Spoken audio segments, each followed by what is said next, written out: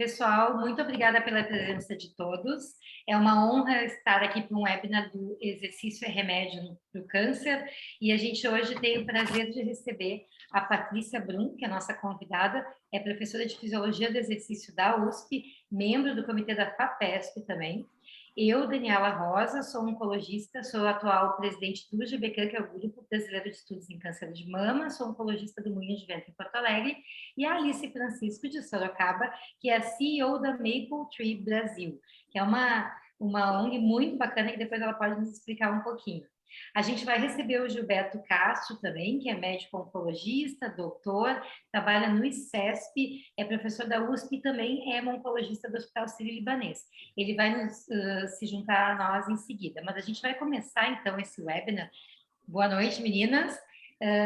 Perguntando para a Patrícia como é que ela faz, qual é o envolvimento dela com pacientes oncológicos. Eu só vou pedir uma parte que eu esqueci, que deixa a Alice dar um oi também para vocês, né, que eu já fui falando. Claro. Desculpa. E aí depois a parte nos conta uns projetos bacanas que ela faz.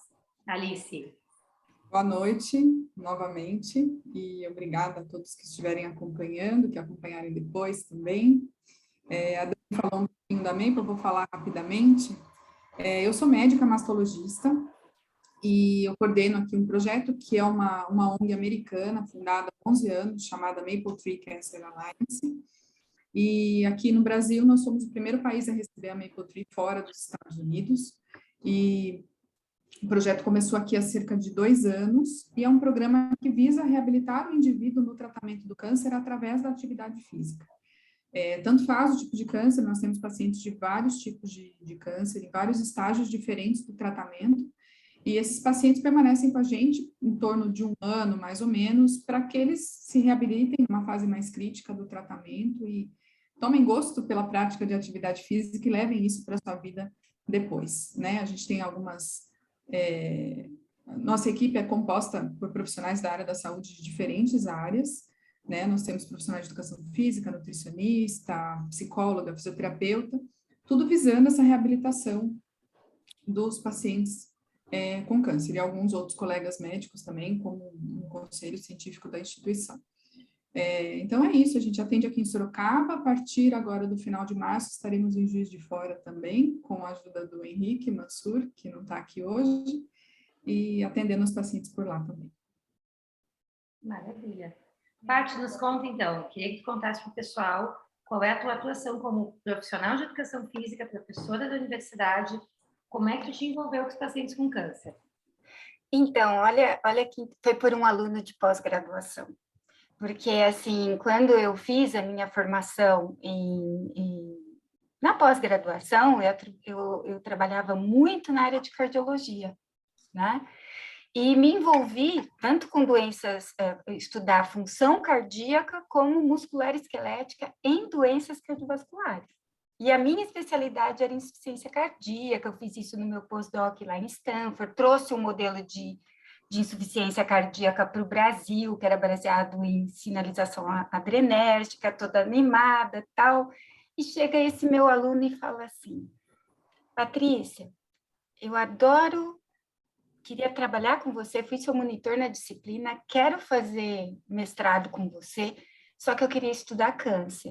E eu queria estudar essa regulação da massa muscular, caquexia, mas não relacionada a doenças cardíacas, e sim no câncer. Daí eu tomei um susto, né? Isso foi há quê? Uns 7, 8 anos atrás. Daí eu falei assim: Cristiano, eu vou precisar fazer parcerias, eu não sei. Mas daí ele falou assim: olha, pensa bem, Patrícia, porque assim, ele foi um paciente oncológico pediátrico, e ele me contou a história dele, e ele falou o que ele queria, tal, e ele falou assim, seria tão importante para mim. Daí, sabe o que a gente tem que pensar aí quando a gente conversa com os nossos alunos, né, de pós-graduação, nós somos professores, eu falei assim, é importante a gente trabalhar com coisas que fazem os nossos olhos brilharem, não é? Se você dá um projeto que a pessoa não gosta muito, pós-graduação é tão extenuante, a pessoa realmente precisa gostar daquilo que ela está fazendo. Então, tem que ter uma combinação, eu cedo um pouquinho, você cede um pouquinho para ficar numa linha de pesquisa que me interessa, e daí eu falei assim, nós vamos fazer parceria, então, com o Roger Chamas. E eu trabalhava já na FAPESP naquela época, eu já era coordenadora de área, depois eu saí para ficar um pouco no exterior, voltei e me convidaram de novo. Daí eu falei com o Roger, ele me ajudou. E assim eu comecei a trabalhar com caquexia do câncer, que foi muito legal. Aprendi muito, foi um desafio para mim. Eu apaixonei e não consegui mais sair da área. Hoje eu faço muito mais trabalho em oncologia do exercício, envolvendo também doenças cardiovasculares, do que da cardiologia em si só. Então, assim, eu amei. E me deu tanto, me abriu avenidas, oportunidades, inclusive de conhecer essa pessoa maravilhosa que entrou agora, que é o professor Gilberto, né, Gilberto? Boa que noite. Eu adoro, que Gente, boa noite. Eu estava. Ainda estou com, aliás, agora que eu vi que eu ainda estou com o Tira esse esteto. esteto, vamos conversar. Boa noite a todos. Boa Eu noite. quero agradecer aqui, viu, Dani, a possibilidade, em meu nome e em nome do Grupo Brasileiro de Oncologia Torácica, a possibilidade de estar discutindo com vocês a questão de câncer e exercício, tá? E dizer que é um prazer e uma honra para mim dividir essa tela com a Daniela, que eu conheço de muito tempo, né? Da Patrícia, querida, a gente trabalha junto, e da Alice. Boa noite, Alice. E Boa peço aí noite. desculpas pelo pequeno atraso, eu estava liberando uma paciente aqui no consultório. Eu acho que a gente tem muito o que conversar, né? E a minha impressão, tá? Na verdade, eu queria saber até de você, Daniela, e depois a gente pode repassar para a Patrícia e para a Alice, o seguinte conceito, né? A gente, desde quando a gente está em casa, é pequeno, quando a gente está doente, o que a mãe fala? Ai, fica deitadinho aí, né? Não fica andando muito. Nossa, tem escada, não precisa ficar subindo a escada, né? Então, acho que culturalmente, as pessoas acham que quem está doente tem que fazer repouso, né? E depois acho que a Patrícia, com mais propriedade que eu, vai poder falar que a gente recomendava isso, né? Tem um infarto, nossa, precisa ficar de repouso relativo por não sei quanto tempo, né? E com o avançar do conhecimento, né, acho que foi se percebendo que talvez a gente não estivesse indo pelo caminho certo, tá? E eu vejo isso até de um ponto de vista até de evolução, né? Que a gente vem lá do homem da caverna, né? Acreditemos ou não, mas a gente veio. E naquele tempo eles não tinham como fazer repouso, né? Então tinha que pegar, tinha que ficar correndo dos animais para conseguir habitar, precisava ficar carregando pedra, literalmente. E a gente pensa o contrário, né? Se você está doente, você tem que fazer repouso. E provavelmente a evolução mostrou que a gente está errado, né? Que é o contrário, a gente tem que se movimentar, né?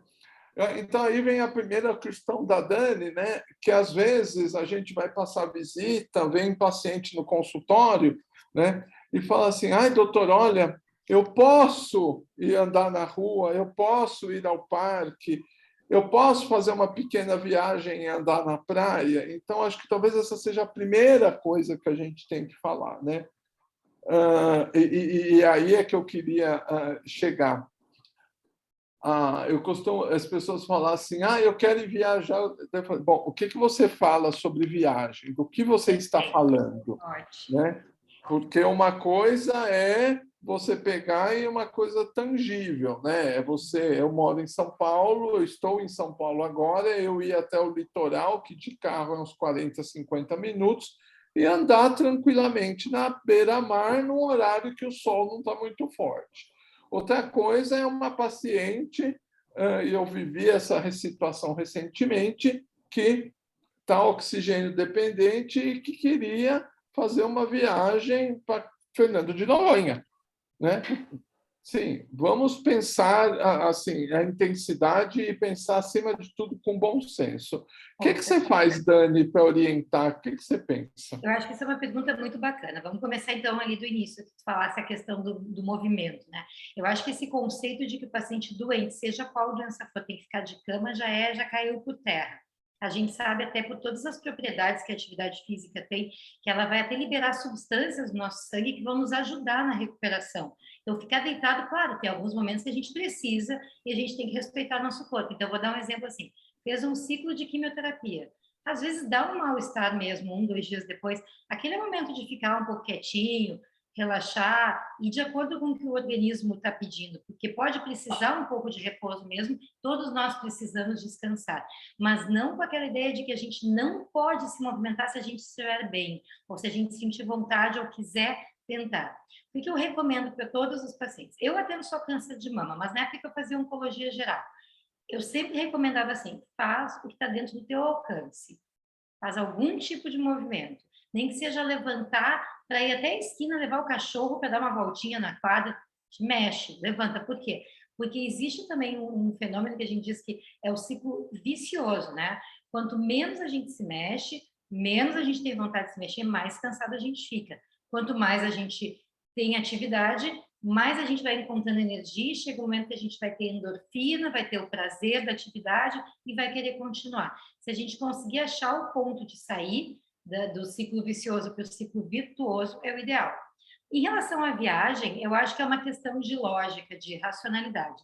Se a gente tem um paciente que está muito bem, faz tratamento oncológico, que de um ciclo para outro de quimioterapia quer viajar, inclusive para fora do país, vai ter um seguro de viagem, vai para um país que tem atendimento. Eu tive uma paciente que queria ir para a Inglaterra porque a filha ia ter bebê. Eu deixei, eu disse assim, ok, eu sei que lá vai ter atendimento, tem seguro, tem uma boa medicina, pode viajar. Entre em contato comigo qualquer problema, mas lá tem medicina pública. Qualquer turista pode ser atendido no hospital.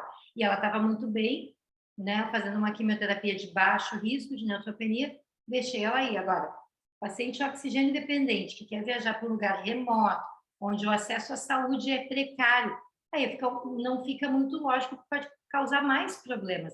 Mas isso não significa que não possa sair de casa e se movimentar, e inclusive passear um pouco, viajar para lugares acessíveis, onde tenha acesso ao sistema de saúde. Então, eu costumo recomendar dessa forma. A Alice, que é mastologista, trabalha só com mama, como é que tu recomenda, Alice? Dani, eu acho que o Gilberto falou uma coisa muito sábia, com relação ao a gente inserir o exercício na rotina do paciente oncológico, que a grande maioria das vezes é sedentário. Isso é muito mais do que a gente só inserir ou só orientar, é uma mudança de cultura. E não é uma mudança de cultura só do paciente, mas dos profissionais de saúde. Porque a gente ainda observa, infelizmente, muitos colegas da área médica, pelo menos, que têm muita resistência a permitir que o seu paciente faça o exercício ou a recomendar na sua rotina, né? Isso eu digo até porque dentro do atendimento da Mapletree, o paciente só participa se o médico tiver liberado, enfim, é um paciente que está em tratamento, a gente tem toda uma série de cuidados. E não foi nenhuma, nem duas, nem 3 vezes que a gente ouviu o contrário do colega que cuidava do paciente, né? Ou o paciente que vinha num atendimento e foi orientado a suspender.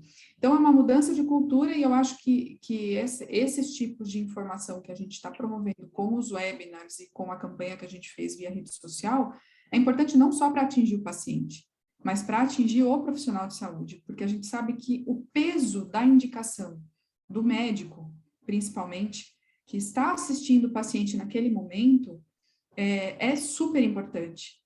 Então, quantos pacientes nunca fizeram nada na vida e da gente falar, eles se inspiram a fazer um pouquinho que seja por dia, né? Eu também costumo recomendar para todo mundo, enfim, eu faço e é engraçado que o Gilberto falando, estava lembrando. Quando eu era R1, eu tive um diagnóstico de um câncer, R1 de masto. E foi a primeira vez que eu ouvi de um profissional de saúde, eu era R1 de masto, que eu precisava fazer exercício por causa do tratamento do câncer. Eu já fazia. Mas ela me disse aquilo no momento do meu diagnóstico e eu falei, não, isso deve fazer algum sentido, né? Cientificamente falando. E aí foi aí que me veio toda a inspiração para um dia, no momento oportuno, não naquele momento de R1, né, que não dava, mas no momento certo, buscar isso, porque eu não queria fazer uma recomendação diferente para os meus pacientes, porque eu percebi como aquilo fez sentido para mim, como paciente, durante o meu tratamento, e, enfim, durante a minha rotina até hoje. Então, eu acho que a nossa indicação tem um peso muito grande, né? Mesmo para quem nunca fez. E eu acho que é muito importante a gente enfatizar que não existe uma fórmula mágica, não existe uma coisa exata que você precise fazer, você precisa se movimentar. Um pouquinho que seja por dia, o mínimo que você conseguir, mas algum movimento é melhor do que nenhum movimento.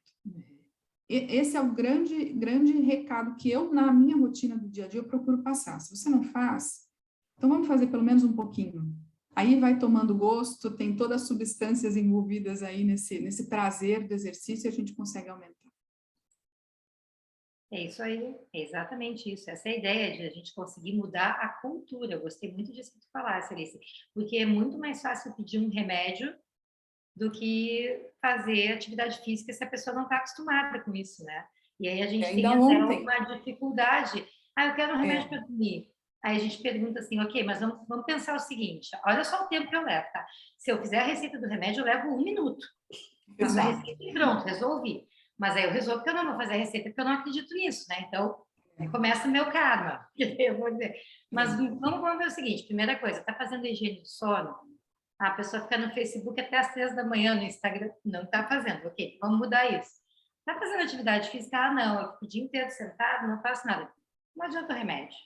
Remédio é uma questão passiva, que vai botar o comprimido na boca, vai ficar dependente dele e nunca vai mudar isso aí. Então, vamos mudar a rotina. Mudar a rotina é difícil. Muito difícil.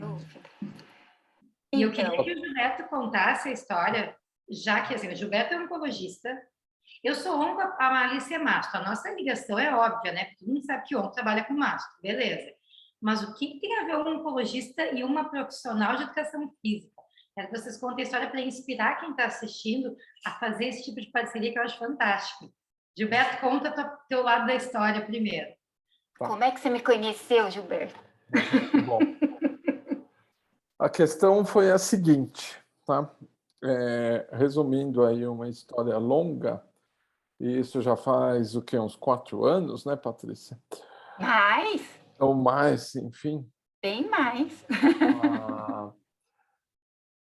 A gente faz parte, acabou se conhecendo dentro de um grupo maior de pesquisa que ia começar a investigar a questão de alterações cardiológicas, cardíacas em paciente com câncer, tá? Que é um projeto que estava sendo desenhado sob a tutela do professor Carlos Eduardo Negrão, ex-diretor, né, Patrícia, da Escola de Educação Física e Esporte lá da USP, e ele também é lotado lá no INCOR.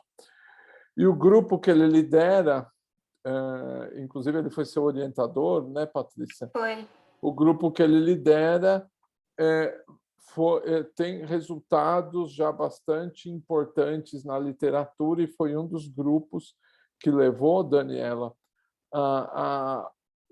a demonstrar que era seguro fazer exercício pós-infarto e em pacientes com insuficiência cardíaca instalada. Número 2, que além de ser seguro, isso faz parte do tratamento, faz parte da reabilitação cardíaca. Com a aproximação, né, dos cardiologistas e dos oncologistas, e grande parte dessa aproximação teve que ser feita por causa das drogas que a gente usa em oncologia, e isso teve um impulso muito grande após a incorporação das terapias anti-HER2 na mama, os antiangiogênicos para tratamento de câncer de rim e outros tumores, né? Formou-se esse grupo para estudar aí as alterações cardíacas no câncer. E eu já tinha algum interesse numa outra face desse mesmo problema, que é a questão de inflamação e câncer, que elas são andam de mãos dadas, não é? Câncer leva à inflamação e provavelmente inflamação é uma das coisas que pode levar ao câncer. Enfim, a gente acabou se conhecendo numa discussão onde a Patrícia já estava no laboratório trabalhando com modelo experimental, não é? Que na época se começou com câncer de cólon, né, Patrícia, e depois foi para câncer de pulmão, e eles estavam vendo em modelo experimental, né, qual era a influência de um exercício físico controlado, né, em modelo experimental, né, como que isso, de alguma forma, influenciava em animal de experimentação a progressão do tumor, né? E o que estava acontecendo é que uma série de provas em um outro modelo experimental de câncer de pulmão levava a acreditar, tanto em modelos experimentais em animais quanto em culturas de células, que o exercício conseguia modular algo no meio ambiente, no microambiente do tumor, tá? Que de alguma maneira teria algum efeito antitumoral, tá? E talvez até anti-inflamatório, mas antitumoral com certeza. Ninguém está falando aqui que a gente vai querer curar câncer com exercício. Não, ninguém está falando isso aqui, tá? Mas certamente isso faz parte da conversa, né? E eles já tinham um conjunto de dados e precisava isso ser começado a testar em humanos, né? Daí, de repente, né, a gente foi apresentado, então veio a Patrícia, depois veio o Dr. Cristiano, que atualmente está lá em Harvard, junto com um ex-aluno de mestrado da Patrícia, que era William das Neves. A gente começou a pensar como que esse conhecimento podia ser transferido para o humano, né? Dado que o modelo que se usava, uma das minhas áreas de interesse é justamente o câncer de pulmão, a gente teve que começar a pensar como que a gente poderia estudar algo semelhante nesses pacientes com câncer. E daí, Daniela, que começou alguns dos nossos N problemas, né? O problema número 1, né, foi que a gente queria estudar, então, exercício em paciente com câncer de pulmão metastático. E isso já começou aí isso foi uma barreira que teve que ser ultrapassada, e foi ultrapassada, que foi mostrar que era seguro fazer exercício nesses pacientes, tá? Isso é um ponto. E o segundo ponto, porque eles iam correr, né, Patrícia, fazer o teste ergospirométrico. Fazer o teste ergospirométrico, você ficou assustado no começo, né? Lembra? E, assim, algumas vezes eu fui chamado ao comitê de ética do hospital, isso é real. Como é que você vai pegar esses pacientes com câncer de pulmão metastático, que por vezes são caquéticos, têm DPOC? Como que você vai colocar esses pacientes na coisa? Eu falei, olha, até agora a gente está vendo que isso não causa problema. E se o paciente assina um termo de consentimento, eu acho que, do ponto de vista ético, até que a gente prove que isso não faz mal, né? E a gente provou que isso não faz mal, não tinha problema. Então, esse foi o primeiro passo. Daí a gente foi começar a falar com os pacientes, e a primeira coisa que a Patrícia vai lembrar, a gente queria saber o quanto que eles se movimentavam. Então, eu aprendi junto com eles, isso é uma simbiose, eu aprendo com você, você aprende comigo, né? Que tinha lá os aparelhinhos, lá o tal do acelerômetro, onde que a gente media isso, a atividade do dia a dia das pessoas, e nós caímos de costas quando víamos que as pessoas andavam por dia com câncer de pulmão 600 passos por dia, né? 400 passos por dia. Parece legal, hein? E assim, a gente que de alguma forma, tem algum grau de sedentarismo, a gente anda no mínimo 5, 6 mil passos por dia, né? O ideal seria andar mais que 10 mil, mas, enfim, andar 400, andar 600, isso é muito pouco, tá? Ou seja, eles já não se movimentam. Então, como que eu vou colocar esses pacientes para se movimentar? E do outro lado, que era a parte mais interessante, Daniela, e é aquela ciência translacional, né? Que a gente aprende lá no animal de experimentação e vai transferir para o humano, e a gente pega as perguntas da beira do leito e leva para o laboratório, né? É isso que é translação, né? A hora que a gente via, tinha alguns pacientes com câncer de pulmão que pegava, chegava muito bem, tomava sua quimioterapia, tinha muito pouco efeito colateral, o tumor respondia.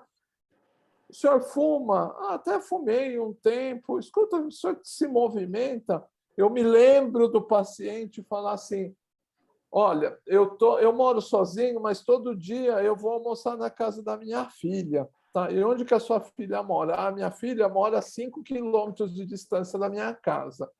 Então, de ir e voltar, vocês têm essa quantidade de exercício. Daí isso acendeu uma luz nossa, né, de que, olha, talvez isso realmente tenha a ver.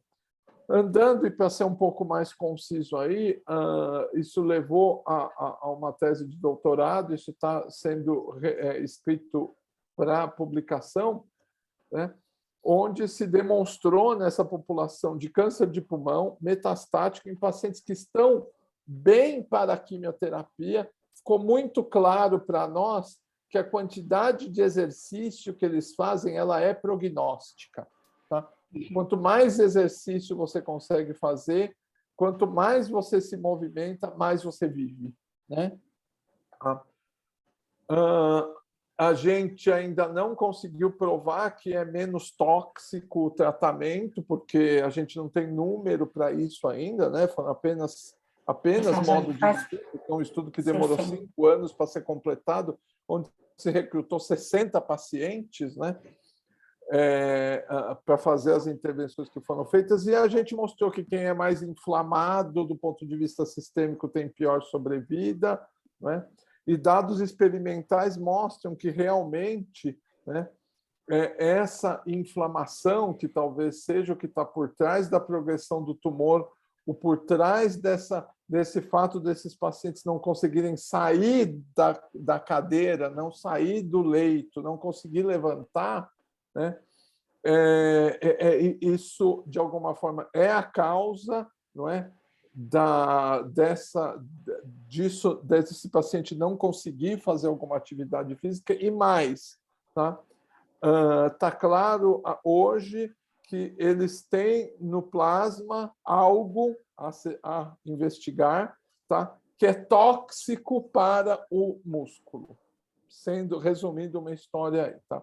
Então, isso vai levar a algumas outras perguntas, onde a gente, no futuro, espera conseguir modular essa inflamação e, de alguma forma, isso atenuar o efeito tóxico no músculo, onde alivia aspectos que levam à caquexia, melhora da inflamação, melhora do apetite, diminui depressão, aumenta peso, aumenta apetite, assim por diante. Ou seja, aquele ciclo, e agora eu vou terminar, aquele ciclo que o câncer gera inflamação, que gera caquexia, que promove mais inflamação, que promove mais câncer, ele consegue ser quebrado a hora que eu trato, e o exercício provavelmente entra em alguma desse ciclo vicioso, permitindo que esse paciente melhore.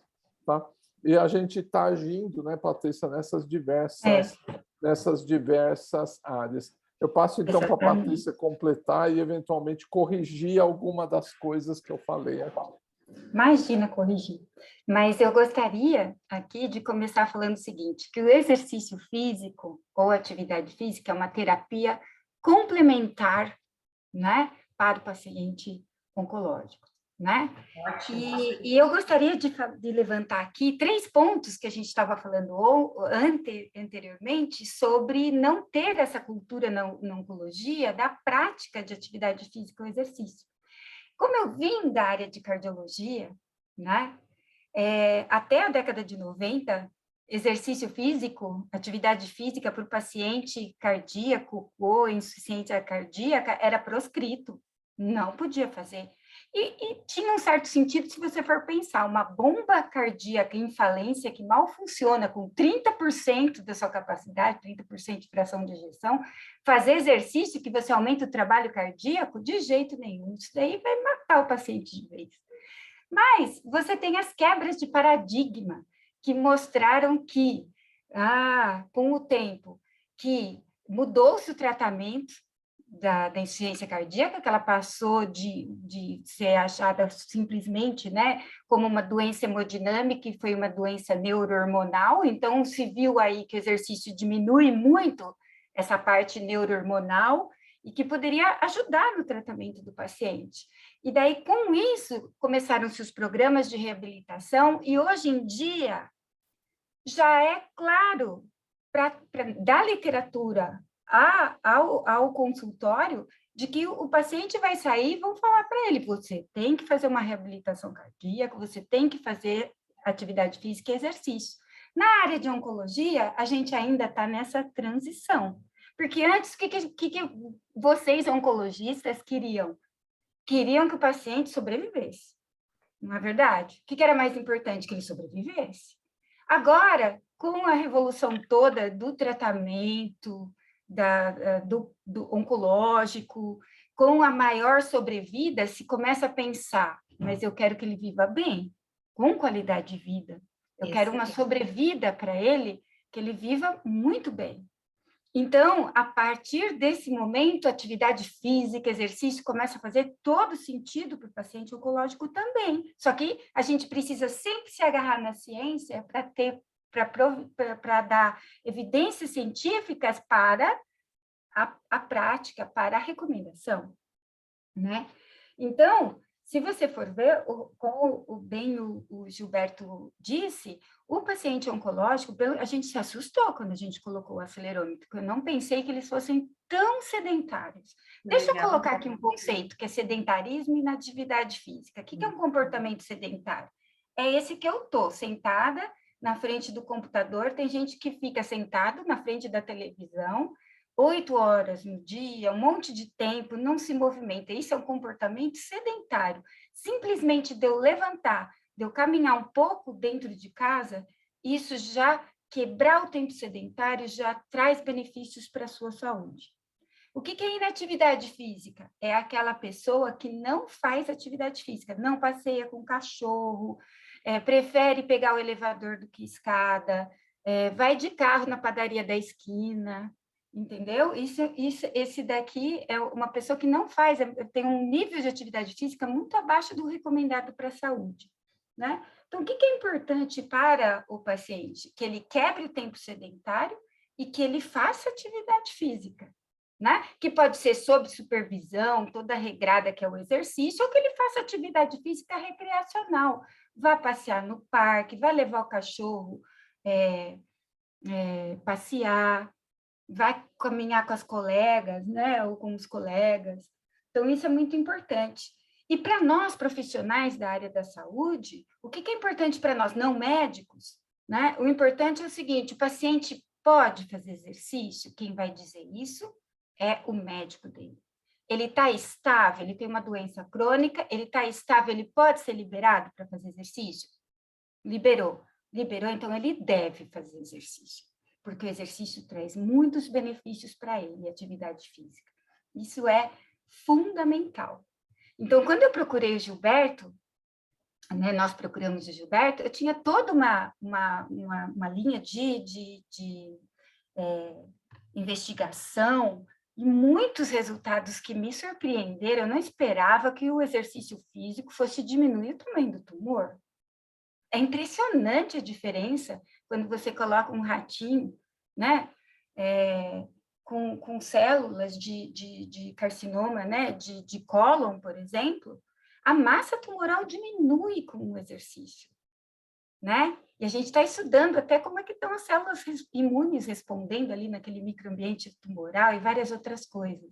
Mas é impressionante, o exercício físico, ele irriga mais o tumor de uma maneira que é funcional, leva células de defesa lá e consegue diminuir o tamanho do tumor.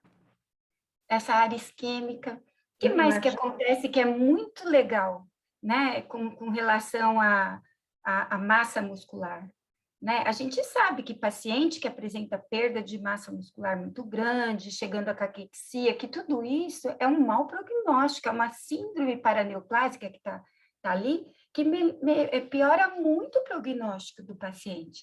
E a gente sabe que o exercício segura a massa, melhora o metabolismo, e o exercício ele acaba liberando, o músculo acaba liberando, né? Que a gente chama de miocinas, né? e fatores ali que vão agir no nosso organismo como um todo, inclusive no tumor, tendo essa parte né, neoplásica aí.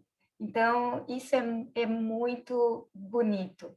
E eu lembro da gente apresentar os dados do Cristiano para o Gilberto, e uma das coisas que me impressionou, que eu achei que foi muito legal da nossa parceria, dessa equipe multidisciplinar, é assim, nós fomos ouvidos, ele achou muito legal o resultado que a gente apresentou, ele nos ajudou a traduzir isso para a clínica, nos trouxe o que é real, o que era irreal, o que a gente pensava, que a gente a forma de fazer essa translação, né?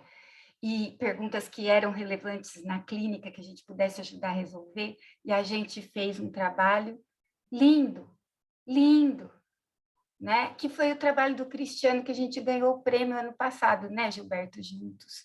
Né? A gente ganhou aquele prêmio Otávio Frias, lembra?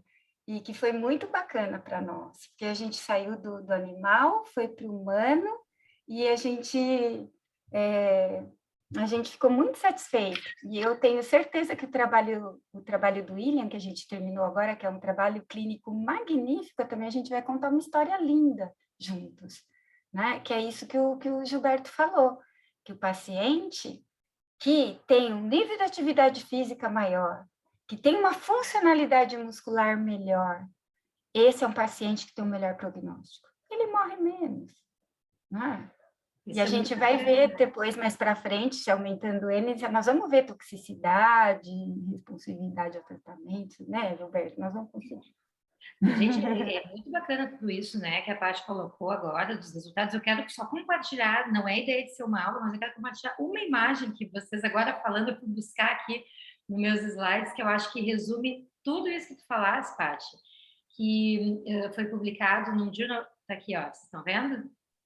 Ah, é muito legal. Então, esse foi publicado, é um artigo publicado ano passado no Journal of Sport, Health and Medicine, que mostra um resumão do que a Patrícia colocou aqui, mostrando os efeitos do exercício, tá?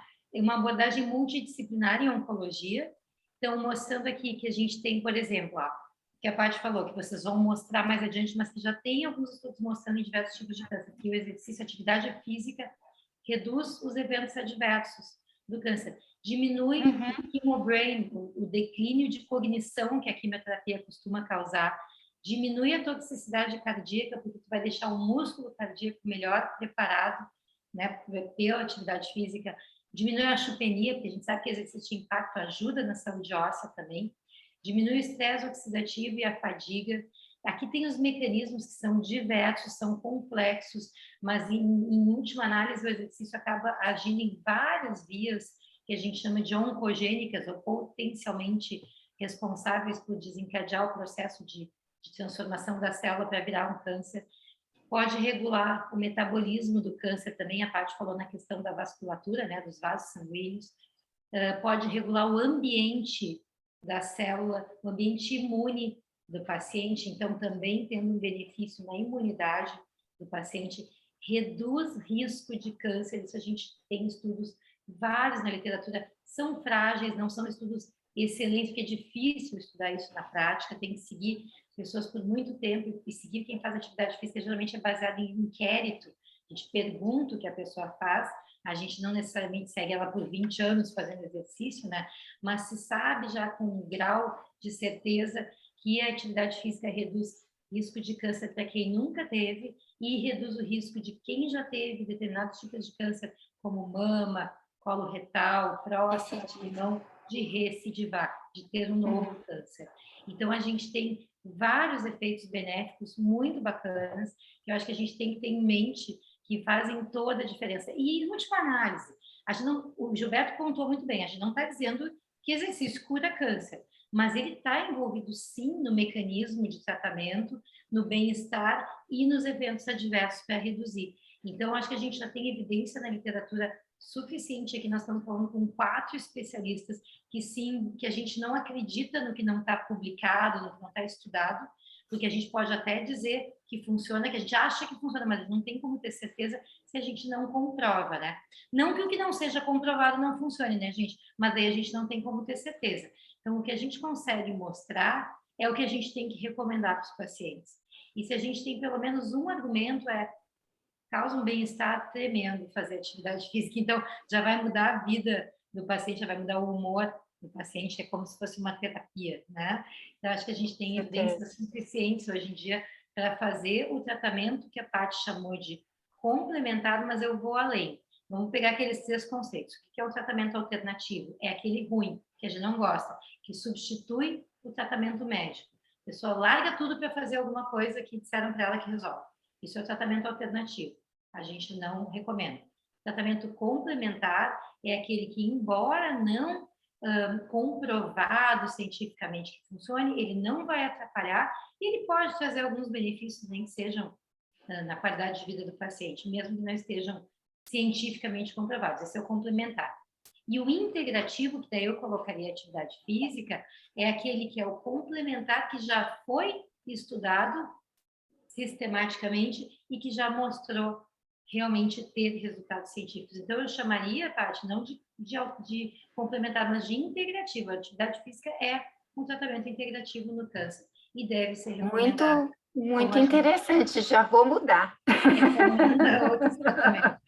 Eu tenho uma pergunta, Patrícia e Dani, que é uma coisa que a gente foi tentar achar na literatura, né?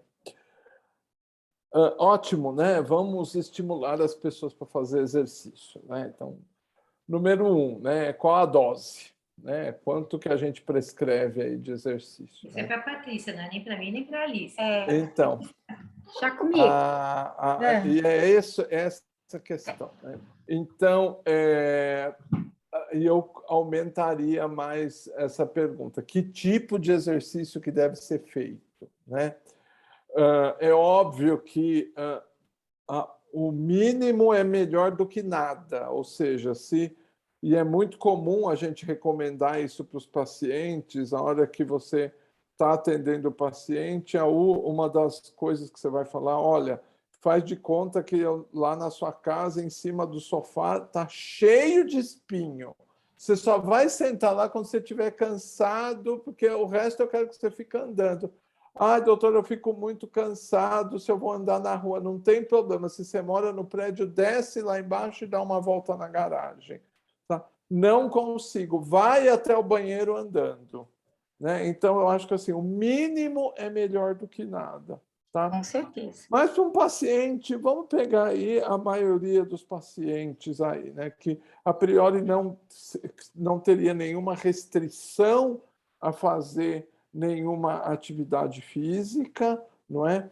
E que não tem nenhuma outra doença que seja limitante. Quanto que é que a gente pode traduzir aquilo que está nas recomendações, não é?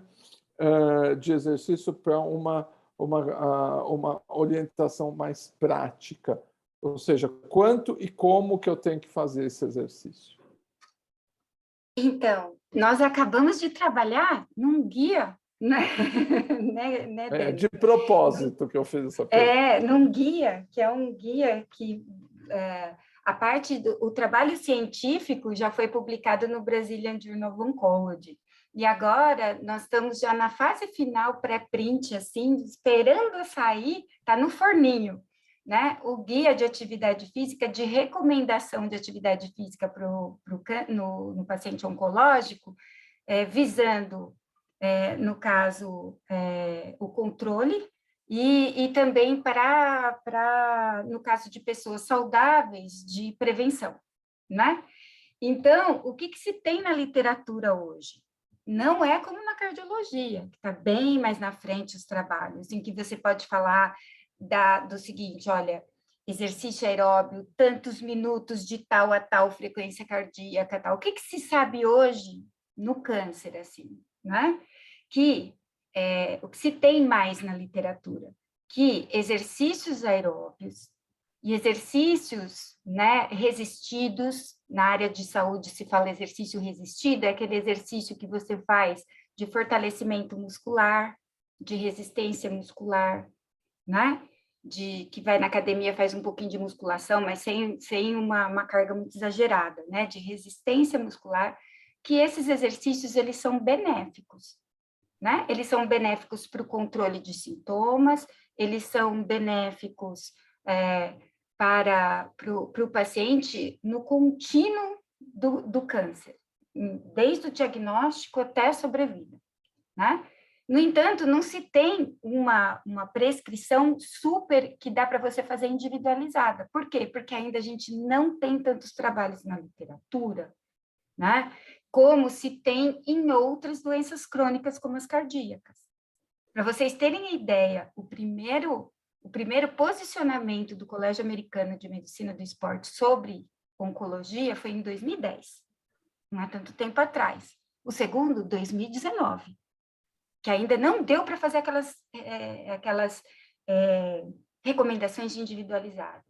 Então, a gente precisa alimentar a literatura, mais trabalhos como nós estamos fazendo, clínicos, trabalhos de ciência básica, para que a gente alimente essa literatura, para que a gente consiga chegar numa recomendação mais específica.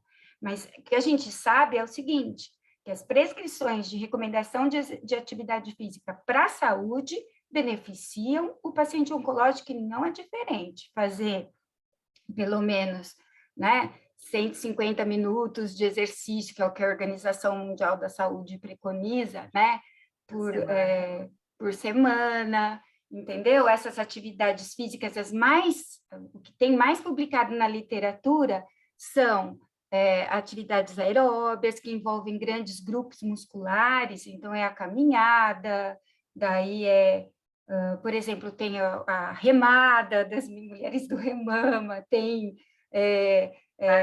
bicicleta, tem diferentes, né, atividades aeróbias que você pode fazer, e atividades para melhorar a sua resistência muscular também, porque o tratamento pode levar à osteopenia, no caso do câncer de mama, né, que você tem que bloquear o hormônio, também ajuda nesse sentido, né, para ajudar a minimizar a perda óssea, e assim por diante, Chemobrain, força, equilíbrio, também trabalhar bastante, flexibilidade é bom. Então, isso é o recomendado. Agora, não tem aquela recomendação de prescrição individualizada ainda, né? Mas a gente faz. Por exemplo, como que a gente acompanha as nossas mulheres remando, que é uma atividade coletiva? A gente aplica uma escala de Borg. O que é uma escala de Borg? É uma escala que varia, daí você tem uma escala que varia de 1 a 10 e outra que varia até 20. Então, você sabe que você quer manter as suas mulheres, a gente ensina elas, mais ou menos, que quando você consegue remar e conversar com a sua companheira do lado, você está fazendo um exercício aeróbico. Se você está remando, não consegue nem falar, você passou do ponto do aeróbico. Então, assim, daí você dá números relativos a isso. Qual que é o seu cansaço hoje? Professor, é 4, é 3, é 2, é 2. Então, vamos remar um pouquinho mais rápido, mais forte aí, né? Para chegar pelo menos no... Então, a gente tem como monitorar a intensidade para a gente saber que a pessoa está otimizada. E outra coisa que a gente também faz é acompanhar a frequência cardíaca delas, né? Porque uma atividade aeróbia, a frequência cardíaca é um ótimo indicador de intensidade de treino, né? Então, a gente acompanha também. Eu queria aproveitar, pedir para a Alice, a gente está chegando no finalzinho do nosso webinar, a gente é bem pontual, vai acabar daqui a 4 minutos, eu quero que a Alice encerre o nosso webinar contando como é que foi o benefício da atividade física no caso dela no tratamento do câncer, Alice, que eu acho que é bem bacana a tua experiência.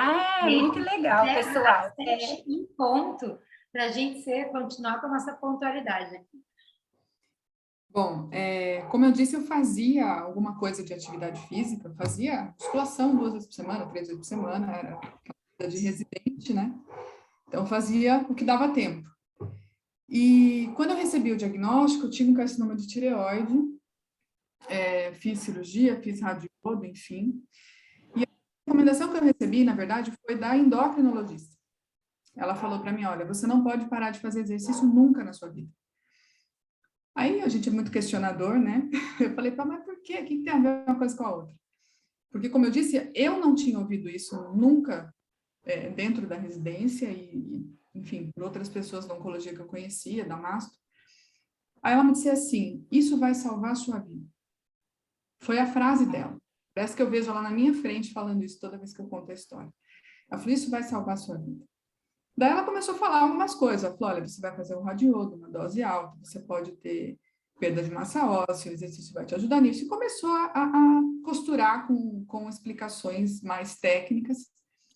E aí, enfim, eu continuei fazendo enquanto eu aguentei, porque o preparo do radiodo é bastante difícil, né? Para mim eu tive um ganho de 25 quilos durante o preparo do radiodo, em coisa de 20 dias, né? Então, enquanto eu aguentei fazer, eu fiz e eu acho que isso me ajudou muito, principalmente assim, no controle emocional, né? Naquele momento que eu conseguia fazer, eu fazia pelo físico, mas no controle emocional acho que foi muito importante, porque tem o diagnóstico, tem a cirurgia, tem o preparo, que você faz uma dieta que você priva de um monte de coisa, você tem dificuldade até para sair, comer fora. Então, eu acho que esse controle todo é bem difícil. E aí, depois que eu fiz o radiodo, eu consegui retornar, eu precisei fazer 3 cirurgias e 2 radiodos. E aí, quando parou tudo, eu ainda estava com mais de 20 quilos acima, eu falei, não, não dá, ainda juntar o risco da obesidade não dá. E foi a atividade física que me ajudou. E aí, claro que com a orientação nutricional também, eu tenho acompanhamento de nutricionista até hoje, endocrinologista até hoje. Mas aí, correndo, eu consegui perder o peso. Né? Eu falo que o câncer me trouxe uma coisa muito boa, que é a corrida, né? A rotina da atividade física, então, eu acho que contribuiu muito. E, como eu disse, no começo, a gente falar para os pacientes é importante e eles verem que a gente faz também, elas adoram e, enfim, com certeza, um pouco no que a gente faz. Gente, maravilhoso, a gente está bem no finalzinho agora, eu queria agradecer muito, foi muito proveitoso, esse webinar vai ficar gravado, em breve a gente vai divulgar o link no YouTube, para quem não pôde assistir, para divulgar para outras pessoas. Paty, Gilberto, muito obrigada, eu adoro o trabalho de vocês, eu acho um exemplo para toda a comunidade de oncologia, né, e atividade física, a gente tem que reproduzir isso em outras áreas também. Muito obrigada, e Alice, pela nossa parceria aí. Posso pedir uma coisa para vocês, rapidinho? Fala cada uma de vocês, a gente sabe que a Alice corre. Fala o que vocês fazem, que eu acho que é legal isso. Eu faço funcional, musculação e corro. Eu faço Gilberto. musculação e corro. E você, Gilberto? Eu tento correr aí umas 2, 3 ele vezes está por tão semana. bem, ele está muito bem. Tu rema, né? Eu estou orgulhosa. Eu remo, eu não gosto de correr, mas eu remo e faço yoga e alongamento. Pessoal, boa noite, muito obrigada e até o próximo. Tchau, tchau. Até, muito obrigada. Tchau.